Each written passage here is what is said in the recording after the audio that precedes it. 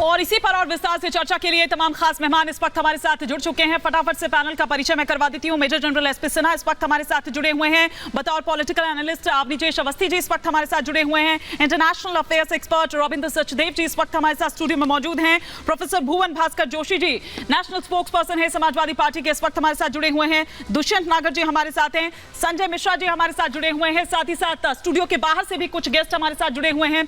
हमारे साथ सरदार आरपी सिंह जो कि नेशनल स्पोक्स पर्सन है भारतीय जनता पार्टी के, इस वक्त जुड़े हुए हैं। लेकिन इस चर्चा की शुरुआत, क्योंकि देखिए बाद में तो राजनीति होगी तो वो तू मैमे में चली जाएगी ये पूरी डिबेट, तो सबसे पहले मैं शुरुआत करना चाहती हूँ रविंदर जी आपसे कि भारत ने इस G20 का भरपूर फायदा उठाया, जो कूटनीतिक जीत हम कह रहे हैं, फिर चाहे सर वो अपने या फिर जो अपने सहयोगियों के हित हैं उनको सर्वोपरि रखते हुए जो विरोधी हैं उनको भी जवाब दे दिया। और आप देखिए कि किस तरह से उस डिक्लेरेशन पर जो आम सहमति है जो कि नामुमकिन सी मानी जा रही थी वो भी मनवा ली।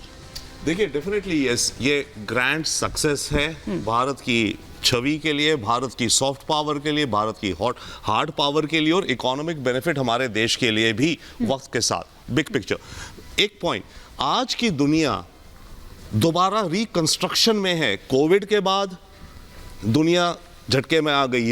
यूक्रेन रशिया और चाइना अमेरिका का जो ये वर्ल्ड टेंशन चल रहा है, इसके सबके चलते आज की दुनिया एक तरह से दोबारा रिकंस्ट्रक्शन हो रही है।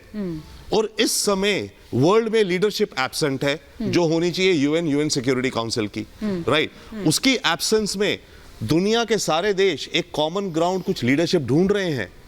इस समय ये जो G20 हुई ये अहम इसलिए हो जाती है क्योंकि जो भी अब देश मिल रहे हैं, जो भी डिस्कशंस हो रही है, माइक्रोस्कोप में आ रही है, फटाफट पार्टनरशिप्स बन रही है, नया मैट्रिक्स बन रहा है दुनिया का। बिल्कुल इस समय इंडिया ने इस नए युग की शुरुआत दुनिया में जो हो गई है, अब फ्यूचर कैसा हो कुछ पता नहीं, बहुत डार्क हो सकता है। इसमें 3 सॉफ्टवेयर दिए हैं। एक मैं कहूंगा कि ये युग युद्ध का नहीं है, ये युग है जियो और जीने दो, को एग्जिस्ट करो। सब देशों को, इंसानों को, कम्युनिटीज को और मैन एनवायरमेंट को को एग्जिस्ट करना। एक दूसरा ह्यूमन सेंट्रिक डेवलपमेंट, रियली इसमें अफ्रीका, नॉर्थ साउथ गैप की बात हुई है इत्यादि। बट पॉइंट इसकी दुनिया या जिंदगी एक मार्केट नहीं है। सारे दुनिया के देश उनकी पॉलिसीज मार्केट देखते हैं, production, supply, demand, economics etcetera, बड़े और human centric to the last man. And third important interesting point जो प्राइम मिनिस्टर ने एक्चुअली एंड में कहा, आखिरी सेंटेंस है मेगा उनका, होप। आज की दुनिया में होप चाहिए। बहुत डर है खासकर यंग जनरेशंस को, क्लाइमेट चेंज का क्या होगा। लोग शादी नहीं कर रहे हैं यूरोप और जापान और इवन इन इंडिया नाउ, बच्चे की शादी करके क्या होगा, इतना फ्यूचर डार्क है, वॉर्स हैं, क्लाइमेट डिजास्टर्स हो रहे हैं। होप, तो ये 3 चीजों का जो इस पूरी इमर्जिंग युग है वो इंडिया ने इंजेक्ट किया। और ये दुनिया का फायदा है, सद्बुद्धि, कॉमन सेंस, और हमारा अपना फायदा है। अगर दुनिया में क्राइसिस होंगे, सिविल वॉर्स होंगी, क्लाइमेट चेंज बढ़ती जाएगी तो दुनिया को नुकसान, हमें भी नुकसान चीज है। प्लस दुनिया की अर्थव्यवस्था जाएगी नीचे, हमारी भी अर्थव्यवस्था नीचे जाएगी।